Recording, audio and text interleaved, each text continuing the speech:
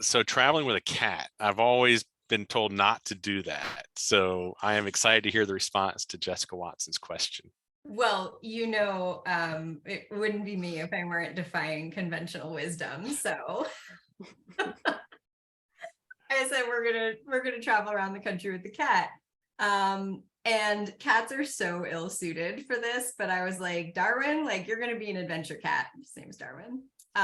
Survival of the fittest, only the strong will survive.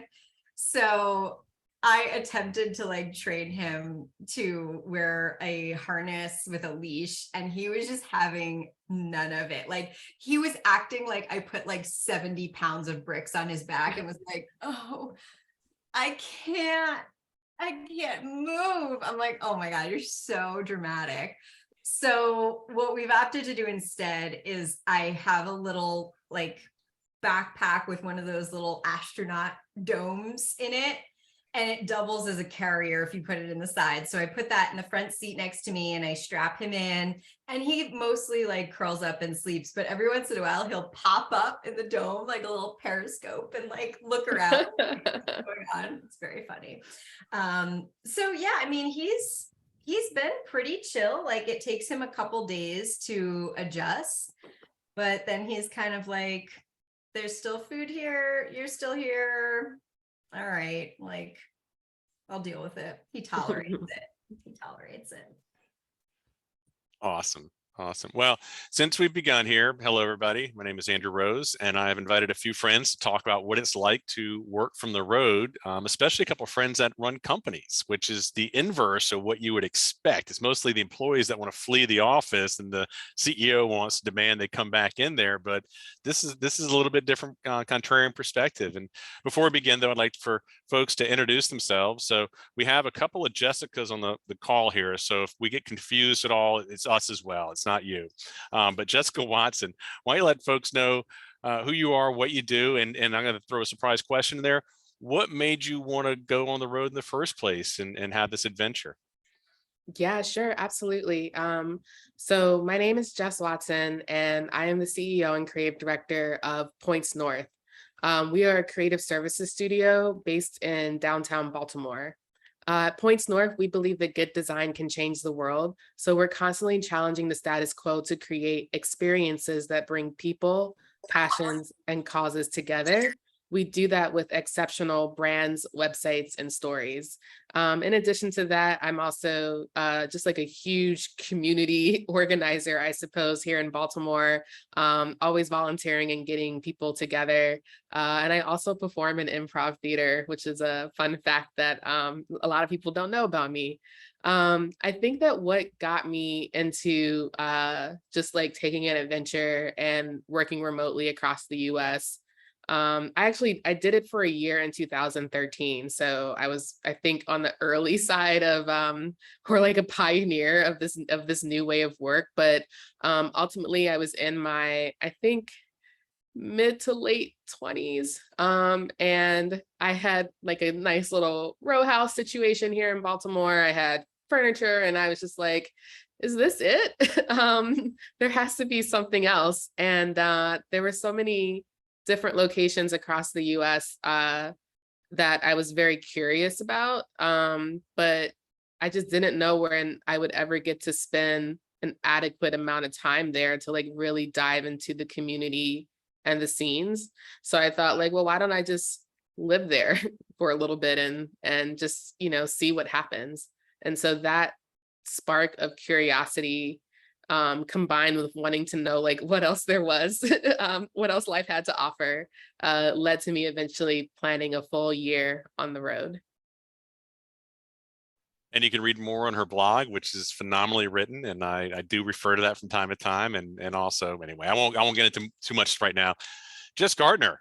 Now, it was one of those things where all of a sudden I saw this posting. Hey, I'm working from here. I'm going there. I'm like, hey, something's happening right there. What, you're always a little bit ahead of the curve, well, a lot ahead of the curve, I should say. And sometimes I think the curve is catching up to you now. So who are you? What do you do? And why the road?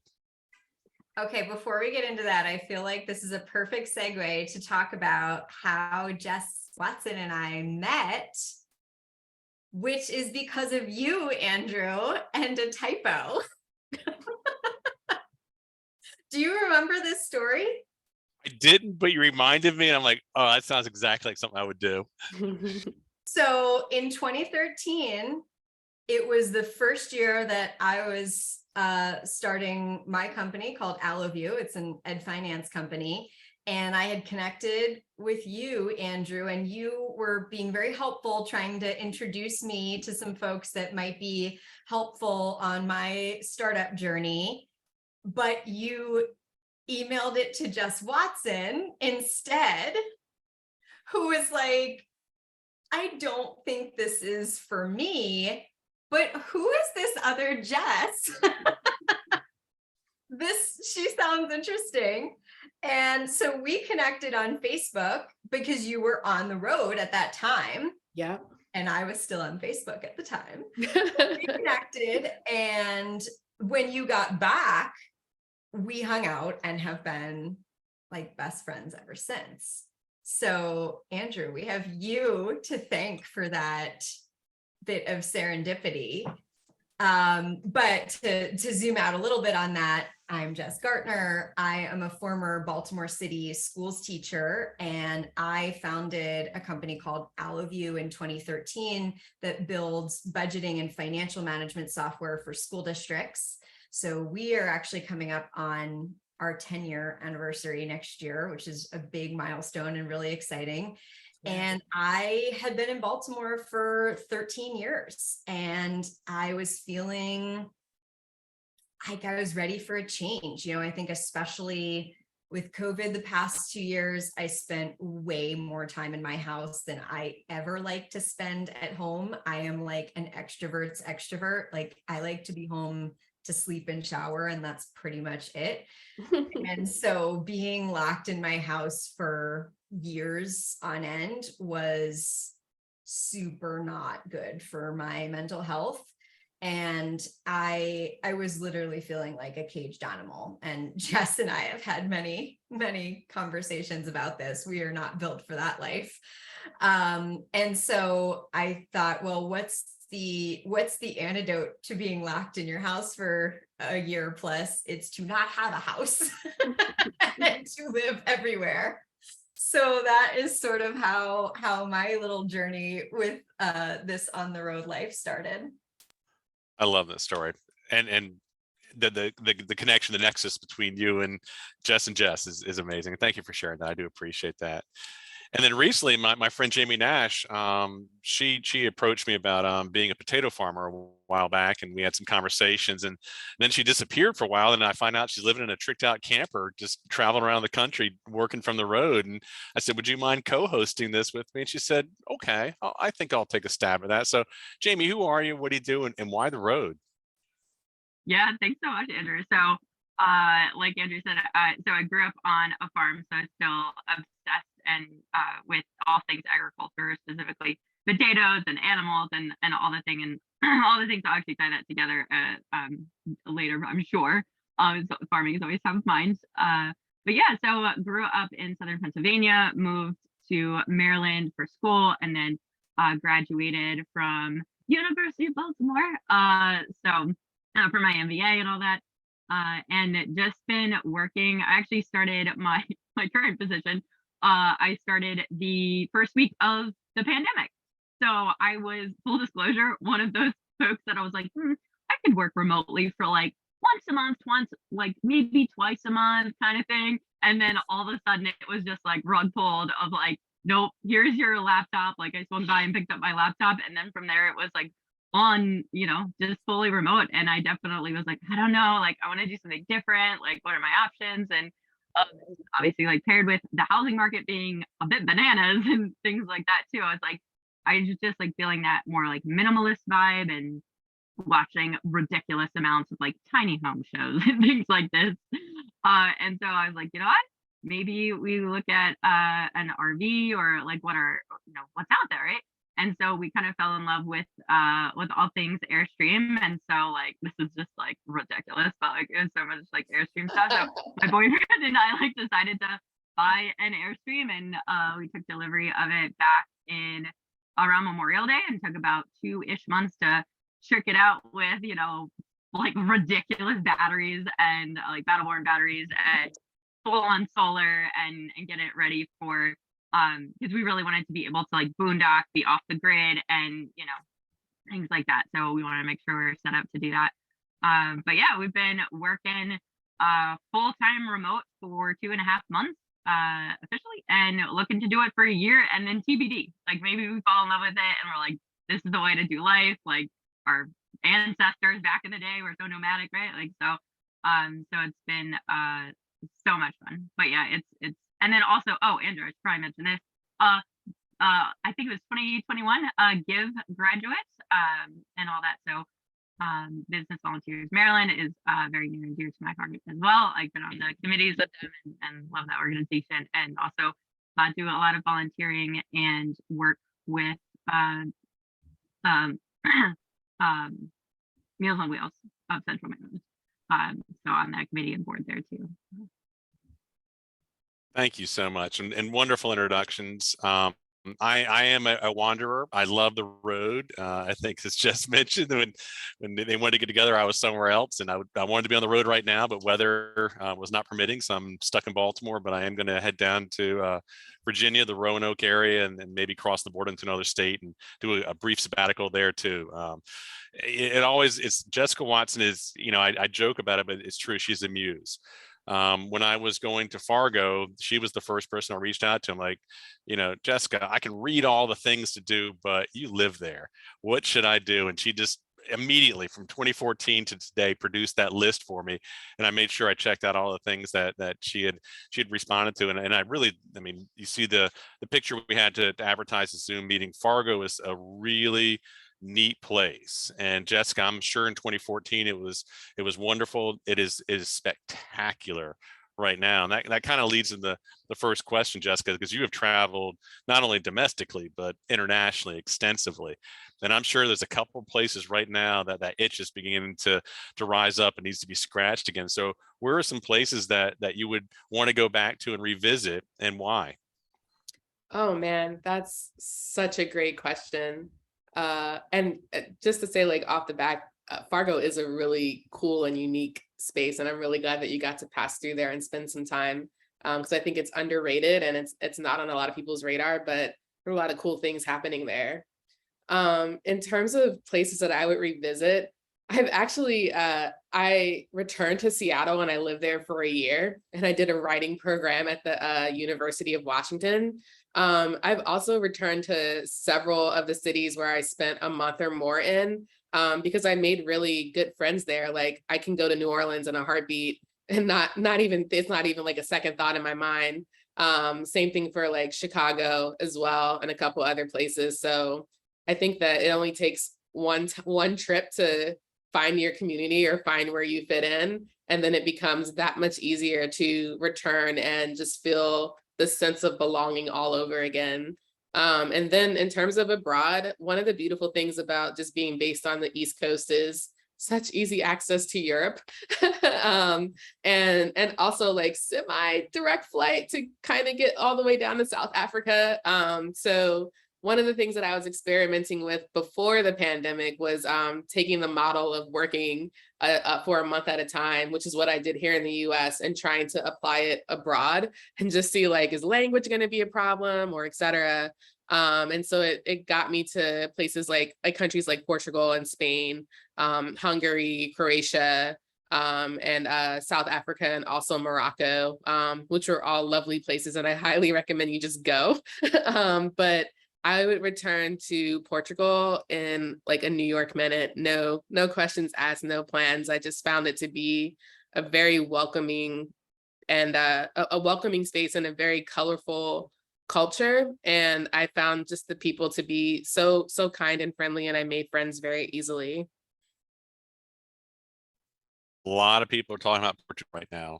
And a fun fact, the bridge in Lisbon is the same people designed the Golden Gate Bridge. So you might That's see right. some similarities in there. That is true.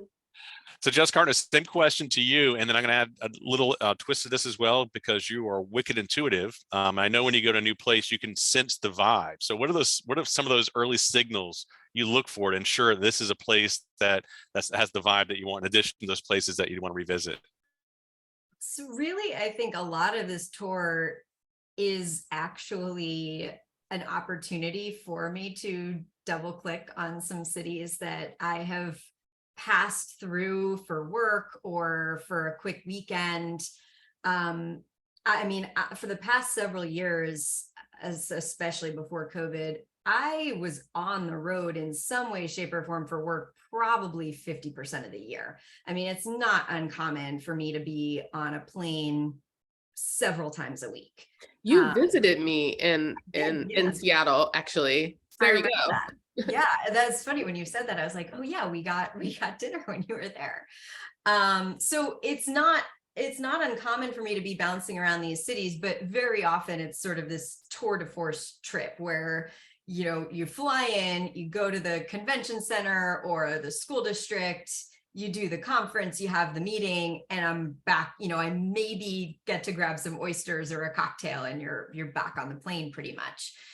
And so a lot of this trip is wanting to spend more time in some of these cities that I have been like, I like the vibe here. Like, what else is here, right? Because if I had done that in Baltimore, right, if I had come in for a conference at the convention center, you are not at all seeing the best of Baltimore, right? That is not where I would ever direct people to go if they had 72 hours in Baltimore. So that has always made me, I've been very aware of that like you are not seeing the best that a city has to offer if you are there for an event. And so what are sort of the hidden gems if you go a few layers deeper on those cities? And I love cities. I have been a urbanist to my core from the time that I was a small child. Like the first time I went to New York City with my aunt, I was like, can you live here? Like, do people live here? And I remember going back and being like, I want to live in an urban environment. My mother was like, okay, you're 5, like to go to school, you know. But I love cities. So a big part of this trip is getting to really explore the vibe of these different cities around the country, which we have so many amazing cities. I mean, I was telling Jess last week, I'm trying to plan this route and it is such a losing battle because there's so much I want to see. And I've also recently become hyper aware that living in the Northeast and Mid-Atlantic most of my life, we sort of have like a desert of national parks. And so I'm sort of waking up to this idea that like there are cities where there are 5 national parks within 3 hours, and what a wonder. So I am also a big hiker. I love hiking. I love camping. In fact, my mother and I had many debates as I was packing because I insisted on packing all of my camping gear. And she was like, do you really need this? I was like, yes. She's like, you're going to Pittsburgh. And I was like, now, but I'm going to be in the Pacific Northwest in 6 months. And I am definitely going to want to do some camping out there. So, you know, kind of thinking ahead like that of like, okay, what am I going to need for like every microclimate, every scenario? Has been a fun and interesting challenge, but I just cannot make up my mind about how I want to do this trip because I'm sort of overwhelmed by how much there is to see and how much as much as I've traveled, I feel like I've really only scratched the surface, not only of some of these cities that I have been to, but just entire parts of the country that I haven't seen or spent very much time in. And it's really exciting, but it's also kind of like the paradox of choice. Well, there is a certain excitement. I mean, I think we all have this ethos that when I go on the road and I'm heading to a new city, I get so excited. I don't know anyone there, don't know where the streets lead me. I can't wait to drive down this road and have that adventure. Jess, when you're in one of those cities and you're trying to get a sense of it, I mean, besides the facades and the urban architecture that really you favor, are there museums? Are there other things that will give you a sense of the vibe? And, you know, obviously proximity to national parks is important too, but what are some of those signals you look for or listen for? So I actually have a scorecard. Of course you do. Of course I do. Because everything is a spreadsheet in my life. So there's some criteria that I am looking at, particularly through the lens of like, might this be a place I want to put down roots for longer than a few weeks? And so the things that I am looking for are public transportation. That is a big one for me. I actually hate driving, which is ironic because I'm living out of my car basically right now. But on a day-to-day basis, if I could not get in a car 99% of the time, I am a happier person.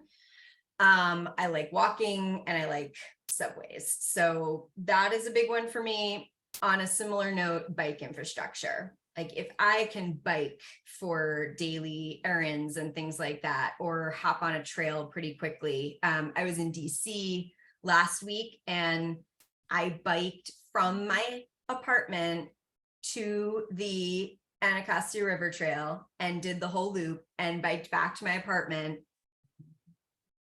Mind blowing. But I couldn't do that in Baltimore, really. I mean, not without like real fear for my life on some of those streets. Fair. So the bike infrastructure is a big thing for me. Like, can I hop on my bike and be safe and or be on a cool trail without making it like an all-day affair? That's something I'm looking out for, and sort of the care that drivers in the city have for bikers. There's none in Baltimore. It's like hostile. It is. And restaurants and bars are a big one for me. Are there a lot of options? Is it sort of a food culture? I particularly love places where there's a lot of local fare. So I'm really enjoying Portland so far because there's so much local seafood, which I love. Parks and green spaces, like as much as I love cities, having dedicated parks and green spaces are really important for me. And same with arts and culture. Like I want to, on any given day, be able to find a museum, a concert, a theater show, something that sort of fills my soul with art and beauty. And the last one on the list is community. And some of that is, are there existing people or members of my family that I know here that I can plug in with? But some of it is also, do I get a sense that this is a place where I could build community? Like, do these feel like my people? Are these people that share my values, are welcoming, are doing interesting things, are active? And like Jess, I seem to like stumble upon friends and acquaintances. Like I can't help myself. You know, I went to Pittsburgh and Jason, my business partner, was teasing me because I was like, oh, I'm going to brunch with friends. And he's like, how do you have friends already? You've been there for like 4 days. Like, but to me, that says a lot about a city, right? If you can just pop into a room and be like, hey, and, you know, be like, I'm new, want to be friends. And are people like, okay, weirdo, or like, oh my God, want to go for drinks later? Those are my people, because that's how I behave with people, right? Like I love making connections like that. And so I guess the receptiveness to that in a city is a big indicator for me. I agree. I've got my own scorecard too, but I'll share that later. Jamie, now I don't know how much time you've spent on the road. I know you're on the road a lot right now. And I don't know if you've even accumulated enough cities to determine which ones you'd want to revisit or not, but I'd love to hear some of your thoughts. And are there any, besides the fact that you've plotted out all the places you want to be and how long you want to stay there, are there any other indicators? I love how Jess said a sense of community, because that is crucial. And there are ways to kind of, intuit whether that's there or not. But Jamie, what do you think? Oh, absolutely. So before this adventure, so we've been on the road for 2.5 months, but before this adventure, I kind of switched my, I don't want to say life motto or anything like that, but instead of, how it's like every city or location has like 40 under 40, right? And it's like celebrating like the phenomenalness of, that on the business side and stuff. And I was like, you know what? I think I want to do 40 under 40, meaning like 40 countries by the time I hit 40. So I'm at 29, so it'll be interesting. But I've studied abroad multiple times and then lived abroad. I've spent like over a year, like a year and a half of my life, like outside of the States and stuff. Whether it's school missions, like I lived in Cambodia for about 4 months doing missions work and all kinds of stuff. So a lot of like fun, different things abroad. There's definitely quite a few countries that I'm like, I could live here, like for sure. Like Peru is definitely high on the list of like, I could live here. And Costa Rica is like super chill and just a cool culture and all that. But yeah, obsessed with Europe, obsessed with like basically every time I go somewhere, I'm like, well, shoot. No, I just want to go back here. But there's so much to see. And this trip has actually taught me that how amazing the US is and how blessed and lucky we are. Like we have like every biome, and it is just crazy how many national parks and how much there is, and not just national parks, but like national forests and national grasslands, and like there's just so much to see and do. And so I was like, oh, it'll be cool to like check off a lot of stuff in the US. And most of the places we've been to, I'm like, yeah, I kind of want to stay here longer, or we want to go back already and things like that. So I'd say Montana really has been speaking to us as just like a beautiful place that has a lot, and especially like around the Bozeman area. Like I went to Bozeman last year and we're like obsessed, and then this year it's grown. That city is crazy right now. Like it's exploded. Like it's definitely like still growing, but it's such a cool vibe there. I really like it, and it has that like authenticness. Like I love when you can be plopped in a city and you're like, this is a unique, special city. So totally agreed about walkability, bikeability. Like I really love that. It's so important that you can just meander and stumble upon cool things. I love like a good food truck scene. So like Moab is really great for that. And also like Austin, Texas is like a really cool like food truck scene. Like, but I love Chicago and Boston and New Orleans and like those kind of cities where like you can plop down someone, you're like, this isn't just like any city, right? And so definitely I like that uniqueness, and I totally agree. The people just make it. So I would say outside of cities, like what I've loved doing so far is Harvest Host. And it's like the coolest app. It's like primarily for RVers, but Harvest Hosts are like over 5,000 locations around the US and Canada, I believe. And it's continuing to grow. Like they keep adding more to it. But what it is you can pay a one-time, an annual fee that's like $120 or something like that. And you can stay at any like winery on the list, like not any winery, but any like winery, brewery, distillery, farm, golf course, like just all these kind of things. And then it's just a sense of community there. So you get to go and stay there, and you get to interact and really bond with the owners and learn more about their business and their hardships and their successes and why they're passionate about what they do, especially when it's like a vineyard and farms. Those have been like kind of our favorites. But also the other folks that stay there, I'm like same thing, Jess. I'm like, ooh, these are my people. Like they have that sense of adventure, but then they're also like, yeah, we're gonna stay at a winery and like work remotely or like check out this place. So we just had the coolest experiences, like sharing a bottle of wine with like brand new friends that we just met that, now we want to like do cool stuff with. So really enjoyed that sense of it. Has been amazing. So we'll continue to do a lot on the Harvest Host side. We stayed at a ranch in Wyoming, an alpaca farm in Montana, and like all kinds of stuff like that. And just the ranchers and the farmers are just the way that they like open up their home and their farm. It's just like, it hits me at like the core of my being. I love it so much. Wow, I don't know how I can top that. So we've talked a lot about the primary cities and some of the secondary cities. I'm a big fan of tertiary cities, those cities that don't get a whole lot of attention. I mean, we've talked about Fargo. I kind of view Fargo as a tertiary city, even though if you're in the state of North Dakota, it's a big deal. It's outside of North Dakota, it's not such a big deal. And of the cities I visited, I really probably the one I was taken with most was Charleston. I'd never been there, and there were several things about Charleston I really adored. And sort of like Jamie, I wasn't Harvest Host, but I did Hip Camp, and I stayed on a farm, a regenerative pig farm out in, outside of Charleston, and camped there for several days. But the proximity to Savannah, I went down to Jekyll Island and saw a friend of mine who was living on a sailboat, and we hung out there for a while. The food is, it's well, we also had New Orleans, so obviously there is the high bar right there, but it's good. It's really good compared to a lot of the other cities that are out there.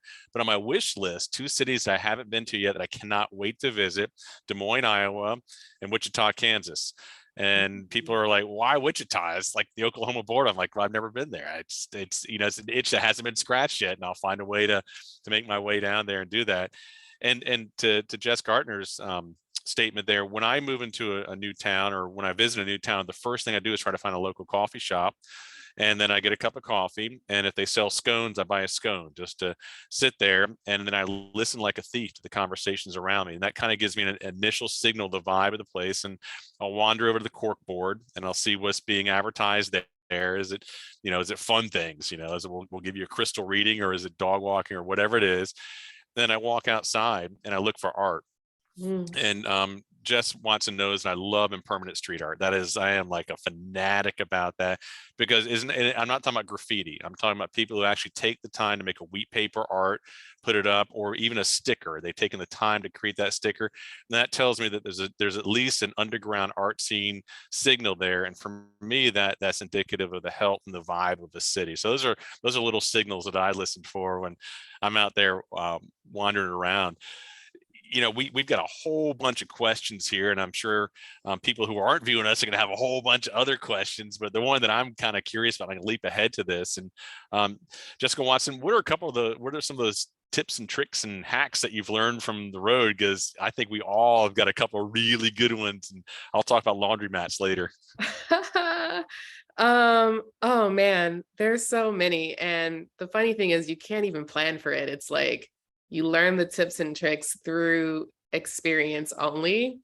I'm gonna say probably one that is super important is don't forget routine car maintenance if you're gonna be on the road for a while, because you'll hit like that 4,000 or 5,000 milestone a lot sooner than if you were staying grounded wherever you were at home. And I definitely drove through like a very desolate part of the country with pretty much no oil change action going on, and I had to like finagle I think like an emergency situation with a local very local car mechanic to work that out. And I was like, man, I didn't know I would need an oil change that quickly. So I would say like that's a huge tip. Something else that people don't think about is figure out what your healthcare situation is going to be like when you're going to be on the road or in different states, because usually your healthcare coverage is good for the state that you live in, but not always the state that you're traveling to. So if you do run into an emergency, it's going to be like a out of network. So just make sure you have a plan in mind for that. And then I would say like the third tip is when you get down to like a quarter tank of gas, like just get gas. When you see the last town before like a mountain or desert terrain, like just stop, like get gas and snacks and whatever you need. Final tip is especially if you're doing this from your car, have an easy over the night bag that you can easily access and take into whatever your final like destination is. Because after a long day of driving, if you're like checking into a hotel or an Airbnb or a hostel, etc., you really don't want to unpack your car. So you just want like kind of like something you can just like grab quickly, so you can like go get some food, get some rest, figure out the rest for the next day. Love it. I mean, that stress in the car. Before I left on my trip, I said, anything that's wrong, anything that's in the yellow, fix it now. I don't want to have to think about this later, and it costs a lot of money, but that peace of mind, man, that's the last thing you want to worry about, is when some random light comes on and you're like, I'm not a mechanic. I don't know if this is good or bad.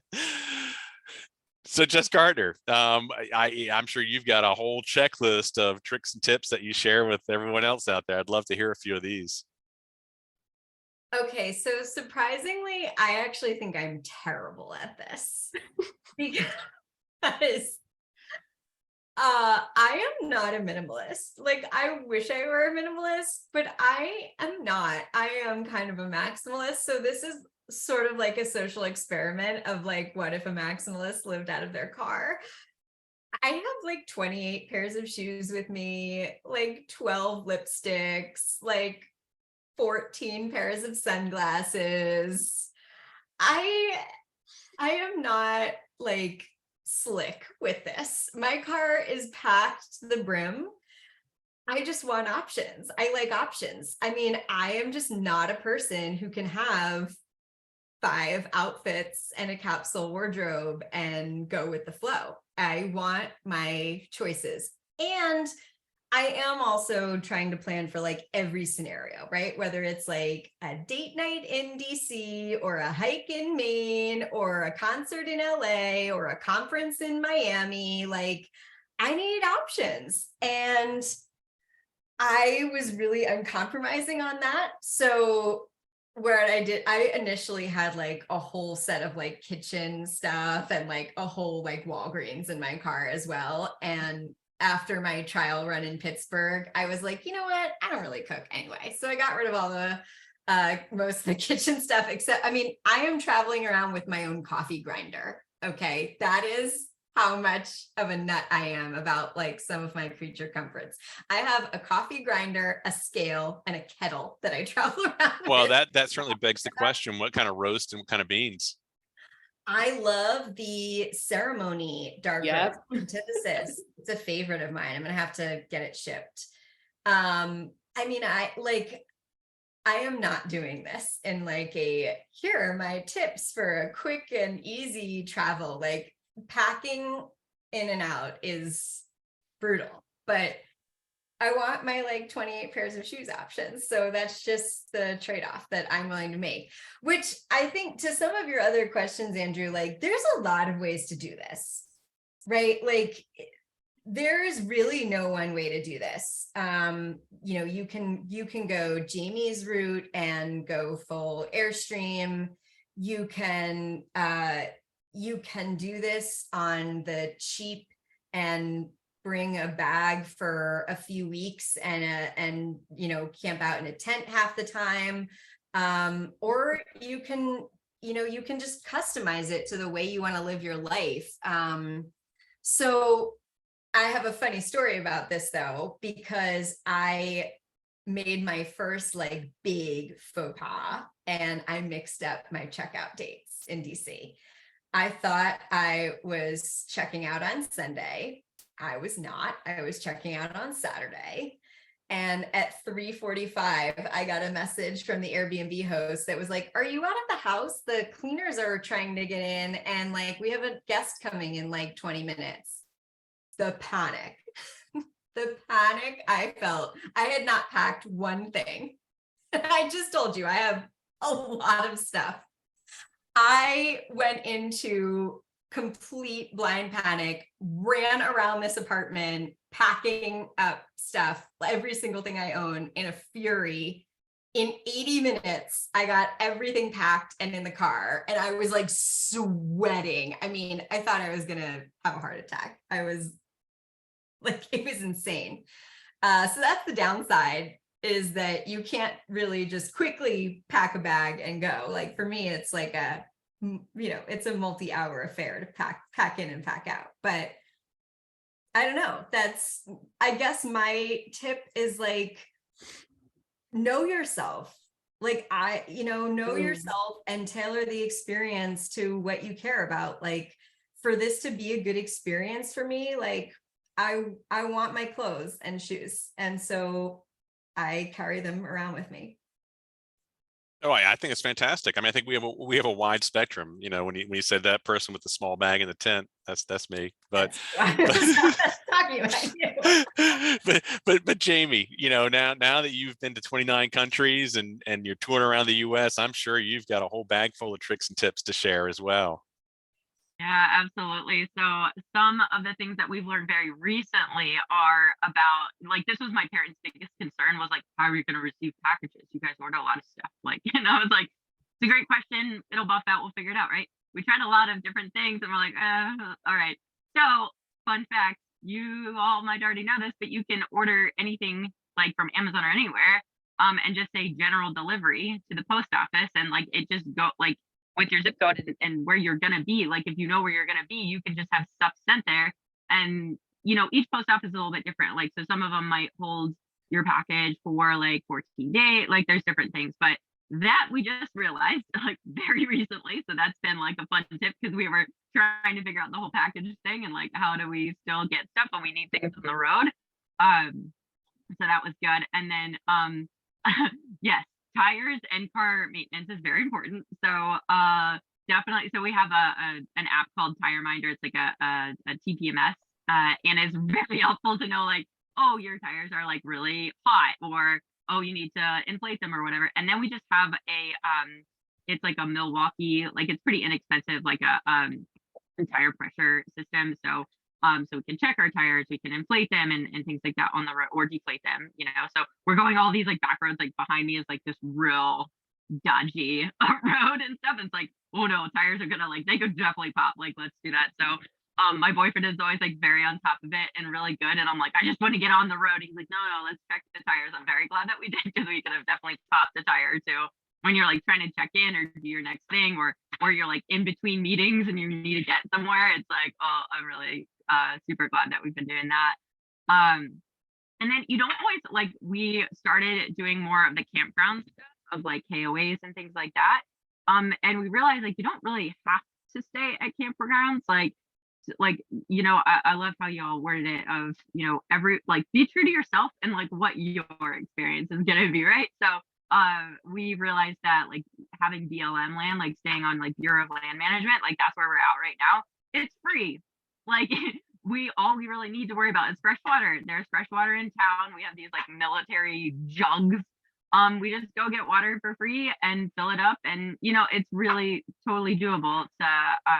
So we've kind of been like you said, Justin, around like you just kind of learn as you go. So we did a lot of research because we're super nerdy about it, but a lot of times it's like you just figure it out. So each week or so, it just definitely gets a lot better. And then also, like, don't underestimate people and kindness. Like, I know that's like, might be obvious, but we were staying at a Harvest Host recently, is at that is a Wyoming ranch, and our neighbors were just so kind. And I like helped this really sweet woman get over like her fear of dogs to a degree. So there was like these 4 gigantic dogs. And I was like, no, just like hold out your hand like this. And like we kind of talked through like how dogs work and things like that. And so like she was like, my goal this year is to like get over my fear of dogs. And we were talking about that. And then she's like, oh, by the way, I made all of these like breakfast burritos. Like I made too many. Do you want some? And I was like, we have extra zucchini. And like just like that kind of sense of like being a neighbor and community is like something I haven't had in so long.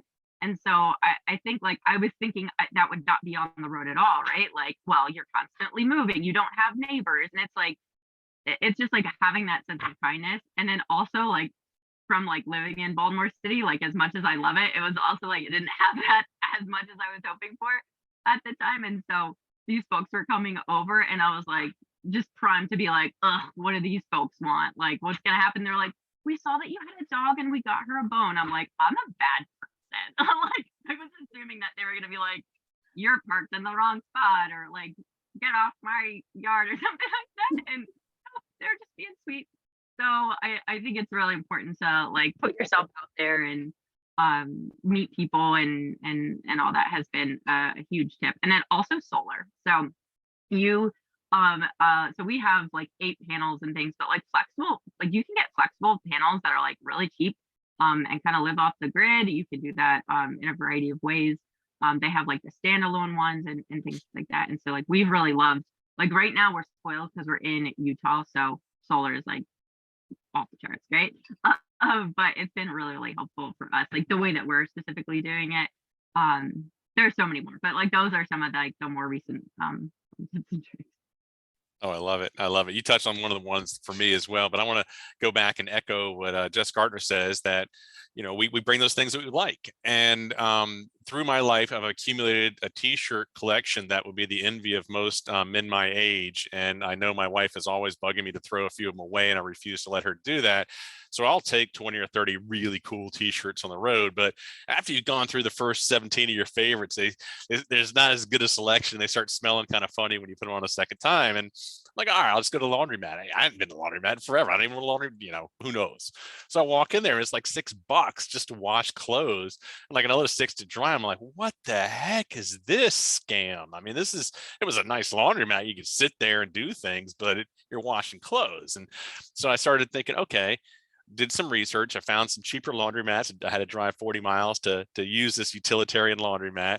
But then I find out that the stupid campground I'm staying in has got laundromats. It's like, I don't know, 75 cents to wash your clothes. I'm like, that's something I remember. And then I go to, I intersperse both car camping and staying in hotels. And there's a lot of hotels out there that have guest laundry services for next to nothing. And what I found, at least the last time I used it, was they gave me my detergent for free when I went down to the little store. They're like, no, just take them. I'm like, okay, I will wash all the towels I messed up too. But going back to the water, that is so critical, especially for someone like me, because I'm living out of a small sedan with my tent. And a lot of times I am way beyond cell signal, way beyond any kind of commerce. I do have a water filter with me, but I prefer just to, if I can buy a few jugs of water and keep them in there. I stopped in Durham to see my parents, and on the way out, I was filling up all my water jugs. My mom's like, "Where are you going with all that water?" I'm like, "You don't know. Just don't know what my life is like and how valuable water is when you're out there all alone. It's one of those things you don't think about when it's accessible, but you go 2 days without water and you start thinking about it a whole lot. You start dreaming about it at that point." And my final little bit here too, depending upon what season you're in, for us East Coast drivers, we don't encounter ditches as much as they do out west. But the last thing you want to put a tire in is a ditch, regardless if it's a little teeny tiny part of your tire. Getting that car out of a ditch is I mean, that's like heart attack central, and it's happened to me twice. And now I'm wicked paranoid about anything that even skirts the edge of the road there at all too. And Jess Watson, it sounds like you had a ditch experience too, huh? In Canada.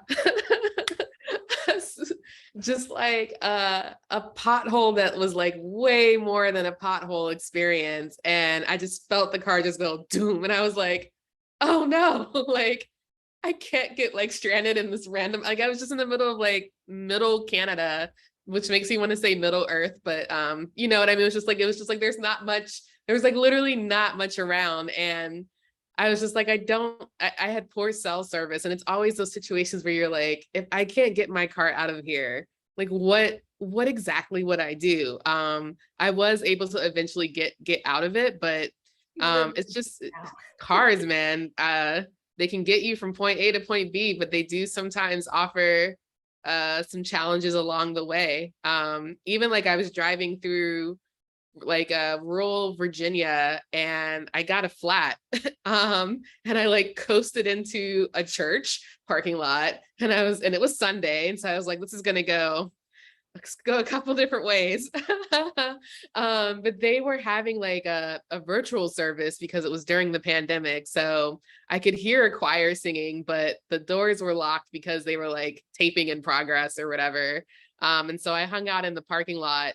And like I'm like, I'm gonna just figure out how to change this tire, I guess. Like, can't be that hard, like, so.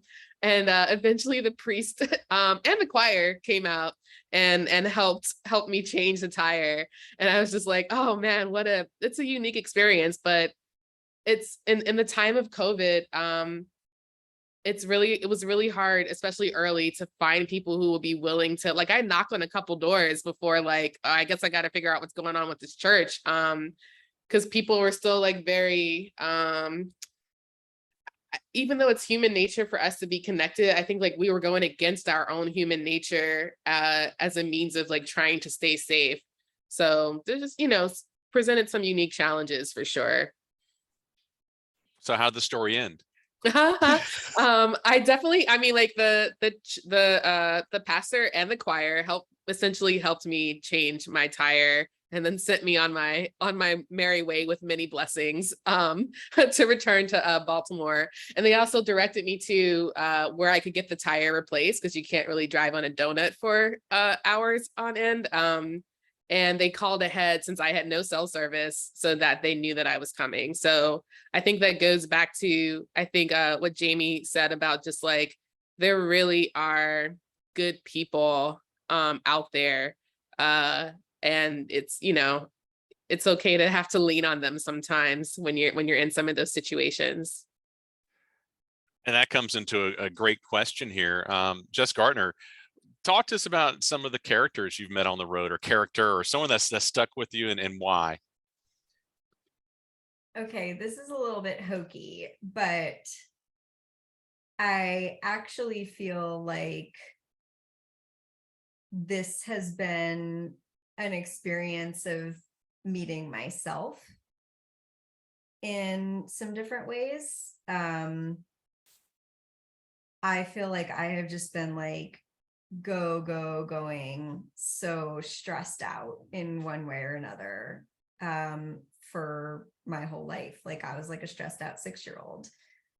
And the pandemic really kind of like stripped me down to the studs, and I am trying to build back better myself.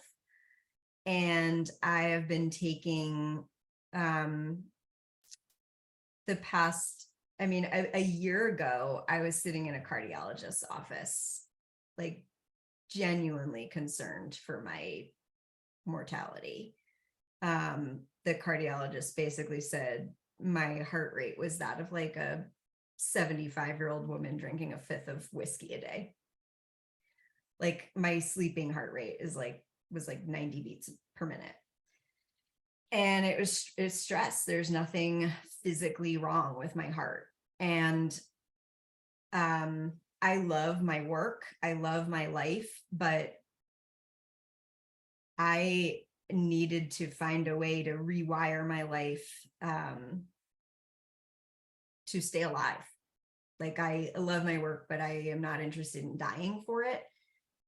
And I have had to really do some deep self-exploration and set some different boundaries in my life around work and certain relationships in my life. And I am trying to build a life that is still filled with a lot of ambition and vision, but also a sense of ease and some gentleness. And so this has been a real period of self-discovery for me. And yeah, that's the person that I am really interested in meeting and continuing to meet, is a version of myself that is sustainable and happy and not on the brink of a heart attack at any moment. Wow. Thanks for sharing that. That's really touching. You know, and as a friend, I certainly feel a strong wave of empathy here for you too, and support you and got your back as well. I'll leave Jessica Watson for the end, because I'm sure she's got a whole encyclopedia and cadre of characters that she'd like to chat about. So Jamie, what about you? And who are some of the memorable people? I mean, besides the dog Bone and the zucchini lady next door, who are some other people that have stood out to you, and why? I'm gonna start calling her that, zucchini lady. I'm gonna change my phone. Her name in my phone. But yeah, so we've had a bit of a fun mix throughout our time. Specifically, we've been able to go through, like my boyfriend is from Dixon, Illinois, so we've passed through there and had a fish fry like with his family and grandpa and like all that kind of stuff. So it was cool to like see folks that we like know, and then visited his brother and sister-in-law in like Door County, Wisconsin, which was just like sparked so much joy and was just great to catch up with them. And then my mom's actually coming out. She's flying to Albuquerque, New Mexico. So we're gonna do like Santa Fe and all that. And like, oh my gosh, like I just love my mom. So I'm really excited to catch up with her and do some fun stuff with her for a few days and all of that. And then, you know, we're visiting other friends along the road and new friends, you know, as well. So that's been really fun. But yeah, totally. We just keep meeting like the coolest folks, like especially at this one winery in particular. We were sitting around the fire and folks were trying to get the fire started and all that. And so my boyfriend's like, I got this, like it's very like Boy Scouty. So like he started the fire, and then that of course like sparked conversation as well as the fire. So we were able to catch up with like the coolest folks around the fire that evening, like the folks that actually like work in the vineyard, and then the other harvest toasters that would stay in there. And it was just so much fun. It was one of those situations like, did we just become best friends? And the one woman sitting beside me for the majority of the evening was an avid scuba diver, and I'm PADI certified as well. And so like it was cool just to talk about different dives and things like that. And so it's cool to like really swap information, and then you never know when you'll see folks again. Like we've definitely like met people and then like ran into them again and stuff like that. So definitely a lot of really cool highlights, and just living in this brave new world. It's a cliche, but I say every day is an adventure, or make it an adventure. But truly, that's what people on the road live. Every minute of every day is something that could be completely unexpected, and an epiphany or a learning or a connection. So Jessica Watson, I do know some of the characters you've met, and I've always enjoyed your stories about them. Why don't you talk about a couple of them and why they're memorable? Oh man, I have met so many great people on the road. And I want to say that some of that is happenstance, and some of that is also a little bit of pre-planning or intentionally putting myself in the way of beauty, which is my little analogy for it. But just because you're in a different location doesn't mean you can't like go to a meetup event maybe, or go to like a film viewing and with dialogue after, connect with someone on LinkedIn who is also in your network, or put out on Twitter you can do now and just be like, hey, I'm in the city, anybody want to meet up for coffee? So you can intentionally make sure that you're connecting with the right people. I will say that when I was in New Orleans, actually, Andrew, you introduced me to like Michonne, who then connected me with her entire like friend group basically in New Orleans. And it was the first city where like within a couple days, I had people texting me and saying like, hey, what are you doing later? And I was like, wow, that's like, it takes like months or maybe years for like people to have that type of camaraderie, I suppose, with you. So I ended up just really enjoying my time with them. When I travel and I'm going to be somewhere for a month or longer, I try to do a volunteer or a give back activity or join in on somebody else's something.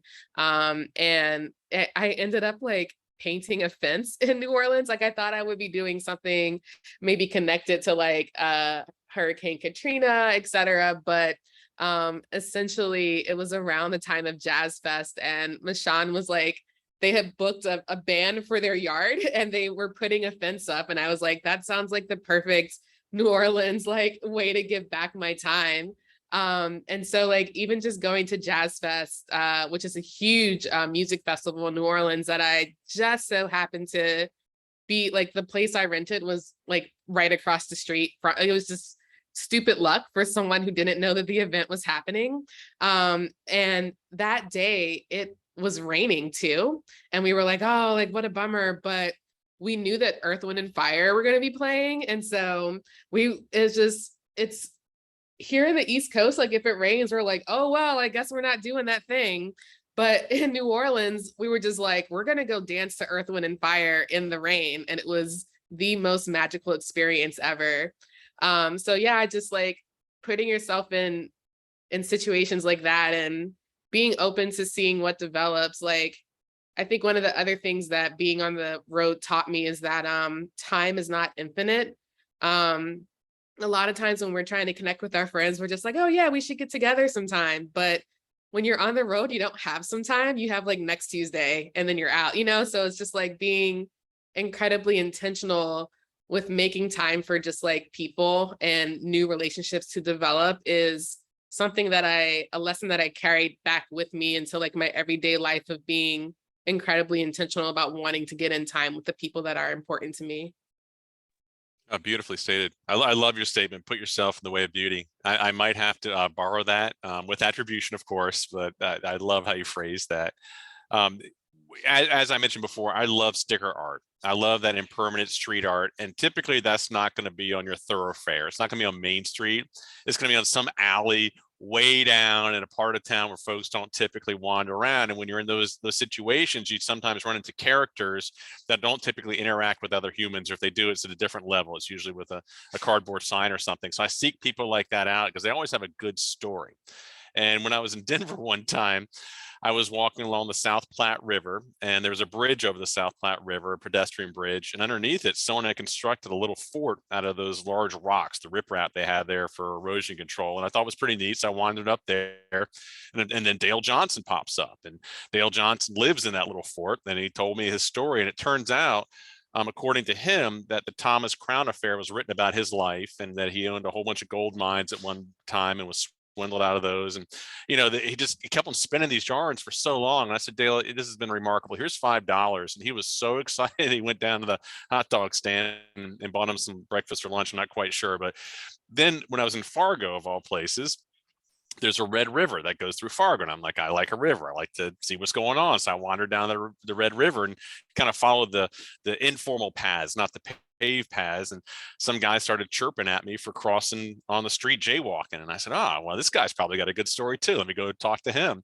And it turns out it was Jerry. And Jerry, he wasn't homeless, but he lived in a very low end apartment, but he would go down there and fish. And he was from the South. So we talked about catfishing, and he told me he was one of the few ninjas in the world that was black, and I did not ask him for any demonstrations. He looked like the kind of person with scars and bruises and stuff like that. I didn't want any demonstrations, but we struck up such a rapport that he invited me back to his apartment to eat some grilled fish on his hibachi, and I took it under advisement. And if I had no other plans that night, I probably would have gone over there. But there was a white linen table dinner that I needed to be at for a variety of reasons. But next time I go back to Fargo, trust me, Jess, I'm going to track down Jerry, I'm gonna shake his hand, and I will go back to his apartment and eat some Red River catfish on his little pot hibachi outside of his apartment there.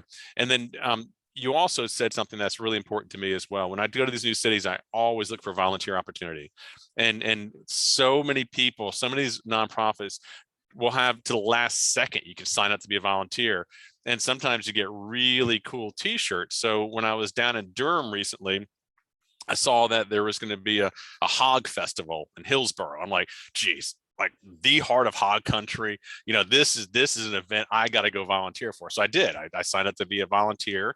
I don't know if you can see this, but I got my Hillsborough hog. It fades into that. I got my Hillsborough hog t-shirt volunteer here. And by doing that, I got to meet a whole bunch of politicians that were out there shaking hands. And one state senator came up to me and said, I want to hear your opinion as a voter. I said, well, I'm not your voter, but here's my opinion.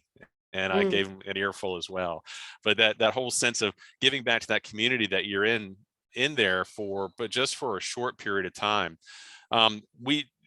There is no end point to this conversation, but I do want to broach a very difficult question that someone had posed to me, and I'd like to hear your feedback on this. I think we've covered it, but not specifically covered it. And it's the stories that we're talking about today about living and working remotely from the road. Is this just reserved for people of privilege, or is this accessible to someone that might have an inkling or has that itch, but doesn't know how to get it scratched? And Jess Watson, I'll let you lead off on that one. Oh boy, save the tough question for me to start. Okay, I'm actually going to say that I don't think that this lifestyle is like possible for every. I do think that it comes with a level of privilege, if that makes sense. So it's impossible for me to travel in any way and not recognize the privilege that comes with me being able to live this way. Not every job can be remote. Not everyone really wants that lifestyle too of jumping around in this way. And not everyone can do it for as long. I was looking into some of the statistics, and it said that workers who earn a salary higher than the 75th percentile were 6 times more likely to be able to do remote work than those who were like below the 25th percentile. Also, there's data from the economic well-being of US households that says that 63% of respondents holding a bachelor degree or higher or more likely to engage in something like this. But that's a sharp contrast to maybe the 20% that hold a high school degree or lower. So I don't want to sugarcoat or like paint this picture of like everyone can just do that, because I think that there are several barriers to entry. I will say that there are ways to travel like this, but do it in a way that works for your lifestyle or works for your means. And that can be something along the lines of maybe you're not doing it for a year or 6 months. Maybe you're doing a month, or maybe you're doing a couple weeks. Maybe instead of the family beach vacation, you decide to have your family pick a different city to explore instead. Maybe instead of staying in a hotel or an Airbnb, you try, there are a lot of really great hostels actually that no one really talks about. So I think there are ways to be resourceful and do it, but I definitely would shy away from a blanket statement that says that it's accessible to everyone, because it's not. And that's the truth. I want it to be more accessible, but that takes time. Yeah, that's a good response. It's a hard question to answer. You know, quite frankly, when I'm on the road, I'm trying to be as minimalist as humanly possible. You know, I haven't gotten to the point where I take all public transportation to get to these remote places I get to, but it's not too far away from that. Jess Gartner, how would you respond, or what would your insights be? Yeah, I'd echo a lot of what Jess Watson said. I think, again, there's a spectrum to this, right? Like, do I think that some version of this is possible for a lot of different lifestyles? Yes, I think you can get creative. You might be, I mean, I think doing, like, there's work study programs, right? If you wanted to go like work on a farm in exchange for living there, like, there are programs where you can do that, and not just in the US too. I mean, there's programs in Australia and New Zealand and Southern Europe where you can go do like a work live residency type of thing. So there are options with that. I mean, I also have the privilege of, I don't have a partner or children, so that's a whole set of logistical dependencies that I don't have to think about. And I do see people do it with kids, right? I mean, there are families who live in a big RV and are traveling around. I think also thinking about the cost of living of places, right? Like, if you want to go bounce around between Chicago and New York, yeah, it's probably going to be pretty expensive. But there are a lot of places in the country that are also very affordable. And there are ways to do this, right? I mean, like, there are grocery stores you can go and you can cook. You don't have to be going out to eat every night. Like, there are ways to do this in a cost efficient way. And Jess mentioned the other thing is house sitting or house swapping, right? See if you can connect with people in different places and set up your own little housing swap situation. I think that's another great way. So yeah, I think I absolutely echo Jess that I don't want to act like this is equally accessible. I think that there are ways to infuse your life with travel and adventure at multiple different income thresholds, and you might have a different experience of those, but it certainly money makes things easier, right? Like, let's just admit that. Having resources and discretionary income makes everything easier. So it makes this easier in the way that it makes everything else in the world easier. It does. I fall back on a friend of mine gave a presentation to a CPA society many years ago on how CPAs should embrace the life of a pirate, how they should accumulate treasure, but they should also spend it because life is for experiences. And I think to the credit for us, at least for me as a species, as a human, the sentient being, to be able to go out there and taste and smell and hear and interact, that for me is one of the most fulfilling things in my entire life. And I'm willing to sacrifice some of the material goods to be able to have those experiences. But again, that's Andrew. That's a whole different level. So Jamie, I'm going to have you respond to this, but also I'd like to add in there, because everything we're talking about takes planning. These are not, well, maybe they're a little bit spontaneous, but I know of me, I at least got to figure out where the tallest mountains are in proximity where I'm going to be, and how much food do I need in my backpack to get to the summit of that mountain and come on back down again. So Jamie, talk not only about the privilege standpoint, but also some of the planning that goes into some of the not only what you're on now, but some of the 29 countries you visited as well. Yeah, absolutely. So they're, echoing what the Jesses and Andrew said, like, yeah, certainly, like, there is a wide spectrum and different ways to do it, and no way is, the one right way or anything like that. So I would say we've had a lot of experiences that, where we're in a all called bougie campground, like a KOA, and it's full of like these land yachts, like these Class A's, like some of them are like $1 million, right? Like there's that way of doing RV life. And then, you know, we're like right now we're on BLM land. It's Bureau of Land Management. It's free. And we're surrounded by like more like, I'll say like second or third ownership RVs and folks in tents. And, you know, and some of them are on vacation. Some of them are, this is their life, and some of them are working. And there's just, especially if you follow that like 70-degree map where you like don't have to worry as much about the heat or the if you don't have to worry too much about being freezing or you know too, you don't have to invest in like the highest end camping stuff, right? Like you can just get, oh, also like REI and so many programs have like all of this like phenomenal stuff that you can just like go in and get secondhand. That's like brilliant.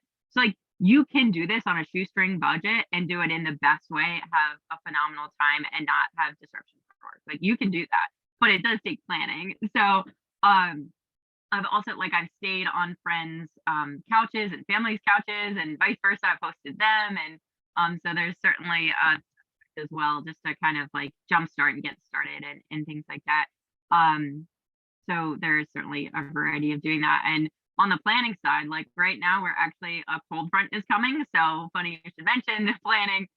We have not winterized our rig, so we definitely are like, where can we go? So we always look at the Windy app for just weather patterns and things like that, which has been helpful.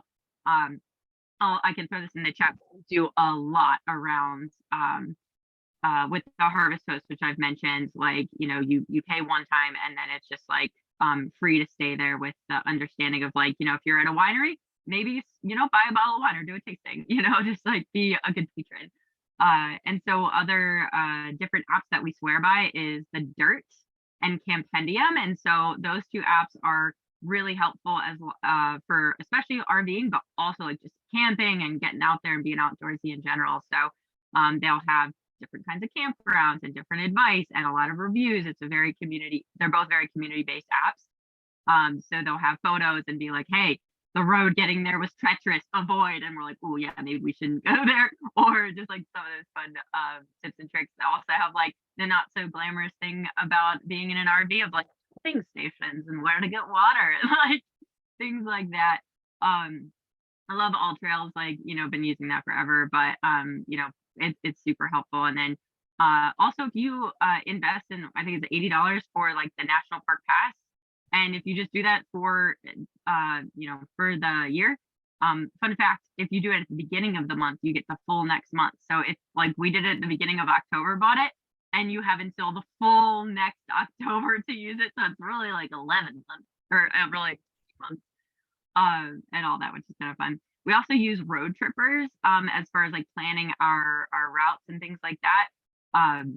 Really great app. It also like helps you kind of store what you've been doing. So literally, I think we were only a month and a half in and we're like, I don't remember what we did last Tuesday. Like I genuinely have no idea because it's just like always changing and all that. So those are some of the apps that we use for planning what we're doing. But I always meet folks on the road, like in like on a tour in Germany, and met like the nicest Aussie girl, and then I went to visit her and stayed with her and her friends in Australia. Had a great time. She came to New York and like I hosted her and her friend. Like it was just like, and then she met my cousin, like just one of those things. And I feel like if you're open and have that expectation to, you know, to not have such specific expectations, you know, I'm a big proponent of like managing expectations and things like that, because especially with RV life, there's a lot of things that if you go into it like being like, this is just going to be glamorous and I'm just going to be in the present moment and all this stuff. No, you have to dump. And like sometimes stuff breaks. We had to put these like baby gate or like locks on all of our stuff because we took off like out of PA and then like stopped real quick because we're like, oh, let's grab a snack out of the rig. Nope, stuff everywhere. Like the first time we took off, and they're like, okay, so we're gonna need to grab some like those like little clips, like and then there's certain times where our monitor broke. So I have like a big computer monitor, like for when I like need that for work and stuff. Nope, that broke. That's not so glamorous. That's like super fun. And there's been like a lot of highs and a lot of lows, and you kind of have to take the good with the bad and just manage those expectations. But I think some version of this is for everyone, but not, also I'll be transparent, like our budget, we have saved a lot of money. We're cooking way more. We're doing no door dashing because like I don't think that's a thing right now for us, and we're not eating out as much and things like that. And so especially in the crazy housing market and stuff like that, like this is a way cheaper way to do life for us particularly. But yeah, so there's a lot of apps there. I'll make, I saw Andrew like throwing some of those in there. I'll make sure see if there's any others I missed. But That's good. And I will kind of echo what everyone else says. And it's something I do think about it when I'm camping out somewhere and getting ready to go to a business meeting. I've just taken a shower in the campground shower, and I'm putting on my button shirt and shiny shoes and sport coat, and I spent the night sleeping in a tent when it rained all night and everything is really soggy and damp. And I'm thinking, well, I guess this is kind of accessible to everyone. Then I think about, no, maybe it's not. And then going back into the planning, I kind of hinted at it before. Whenever I go someplace, there's two things that I look for. Well, three things: the coffee shop, but the other things I look for is what is the tallest point in that state nearby that I can go and maybe spend the night camping and hiking this top of this mountain. And the other thing is I love talking to economic development people. So when I travel into a new town, one of the first meetings I arrange, because they're like the salespeople for the area, they tell you everything, they know everyone. And so that gives me a deeper sense of, is this a place that would be economically viable, or could it be just like Jess Gartner said, it's a place that I can find and build my community that around. I think Jess Gartner said that, or to build the community that I need to have around there. Jess Gartner just messaged she's got to roll out shortly. So Jess, I'm going to let you then come in with our final question. What is that one thing you want the audience to walk away with, whether it's a tip or a thought or a philosophy that you think is important? I am very big on the idea of designing your life. I think there are a lot of norms for society and how you live your life, particularly for women, particularly in the United States, that do not serve everybody's soul. And to kind of go back to some of those themes of really looking inward and being honest with yourself, you can design a life that feeds your soul. You do not have to follow the rules. A lot of these rules are new and unique to the US and are not the healthiest way to live for a lot of people. Jess Watson and I have found a lot of camaraderie over the years for often being the person in our family or friend group who sort of rejects some of these norms and takes the road less traveled. And sometimes that is really painful and difficult and lonely. But I have never been steered wrong by following my gut on those things and doing things that feel good for my body and my brain.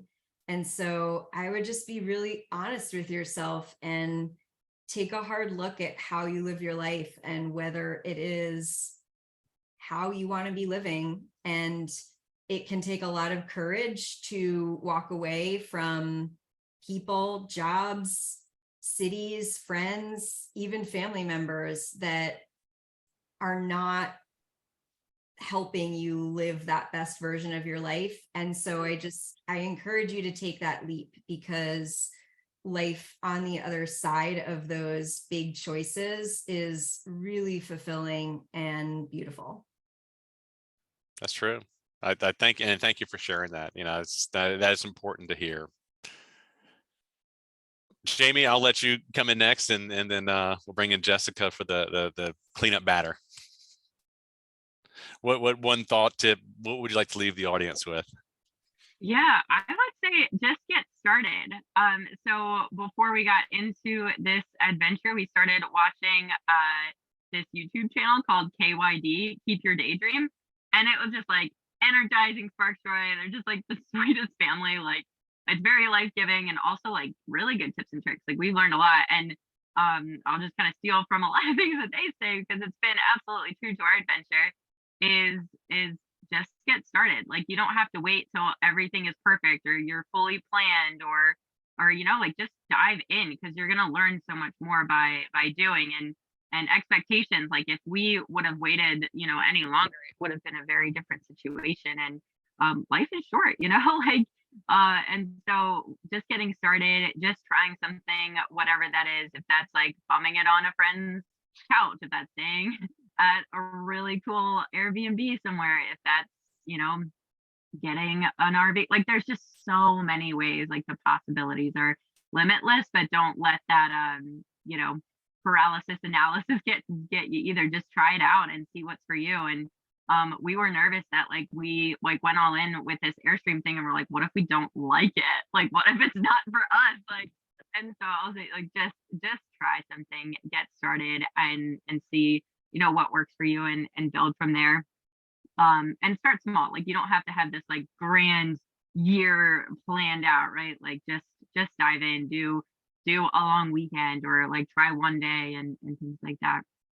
But yeah, it's been a blast. Like, it's gotten me a lot more, like, being in the present moment, because you realize, like, especially, like, we're constantly moving and meeting new people, and I feel like a lot more balanced, a lot healthier, less burnt out. Like, it really has had a huge impact on my stress levels. Like, I keep wearing this like Fitbit, and like, it's just like really fun to track and all that. And so for us, it's been like being more outdoor enabled is what I wanted. Like, when you talk about designing your life and things like that, it's like, what is sparking joy, what's energizing you, and cutting out as much of the toxic types of things that aren't those things, and really leaning in to those energizing, life-giving things that spark joy, and sense of purpose and all that. So I'd say being more outdoor enabled has been a game changer. Like, after work yesterday, I just like walked around and went on a hike, and came back and wrapped up some things. So that's been huge. Meeting more people around the world has like made me a better human, because it's like just actually meeting all these folks that you get to learn from and grow from, and just like being more open. Like, I felt like I was, especially with the pandemic, I felt like more individualistic and more closed and things, and it was like just not, and felt more siloed, and it was just not really healthy. And so now it just feels like that sense of building a sense of community wherever you are is so important, whether that's through volunteering, just being a good neighbor, and being open, I think, has been like monumental for us. You can hear the joy in your voice too, and that really that lifts my heart hearing all these stories here. Jessica Watson, I'm going to turn the mic over to you and not say any more. And it's so funny because both Jamie and Jess Gartner have said things that were absolutely on my list of final thoughts. So what I would leave you all with really is that I think that this pandemic, really, we probably all have some PTSD from it, to be honest, but it was a huge awakening for us, because you realize just how precious life is. I think that many of us, myself included, operate sometimes on autopilot, and we take so much for granted, and we think that time is just, we have it all. We don't think about like what tomorrow will or will not bring. So with that in mind, if you feel called to do anything, whether it's like hopping in your car and like having a remote adventure, or getting an RV, or changing careers, whatever that is, I feel like we're called to specific things for a reason, and we owe it to ourselves as human beings to explore that calling. I also want to note that, like, very few things in life are linear. There's no right or wrong choice. I think that a lot of times we're like, it has to be either this or it's that, but there's actually like this whole spectrum in the middle. So I think about that when you're making the choice to do anything new or different, and the scariness that comes with that every choice is the right choice, you know, and the choice to move forward is really important. I use the analogy of a mountain, which I think Andrew will appreciate, because if you have to climb a mountain, you can't see, like the mountain is blocking the view. So you don't really know what's going to come. But the further up that you go, like more is revealed along the way in the journey. And I say that because we've become very, as we have had access to information and research, et cetera, we're extreme planners now. And I think that some of that cuts off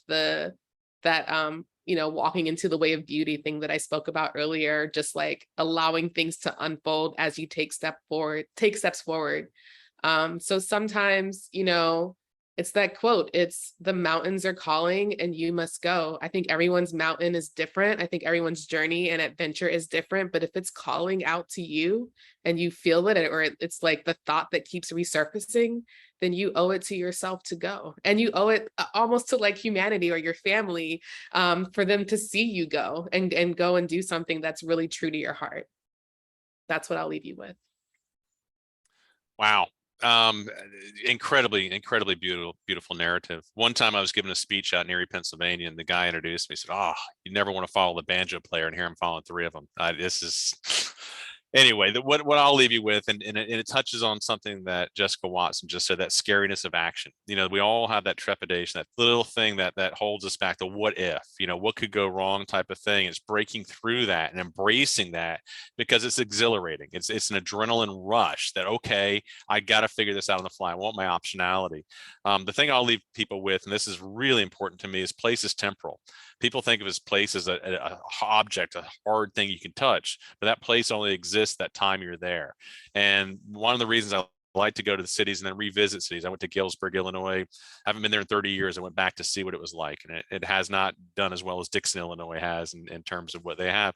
But that place that I remember, that place and time that I was there is always going to be locked in my head. And I feel that there are so many other temporal places I need to see now before they either get better, get worse, stay the same. But it's while I'm there, it's that place that's what's going to be locked in my memory. I do want to step back and thank our panelists, my friends today, for coming in here and just chatting about this. It's a fascinating subject. It's something that's so close to my heart. I know it's close to yours as well. And I can't tell you how sincerely I appreciate you opening up and being emotional. Thank you to the audience who has listened. Again, there's probably 12 people watch this in the life of this video. So this has been just a lot of fun catching up my friends and letting everyone else do the same sort of thing. I'm gonna let you go. I know Jess Gartner's got to run. I will put this on YouTube. I'll send you guys the raw videos. I'm gonna stop recording now, so this won't make the blooper reel. Give me a second.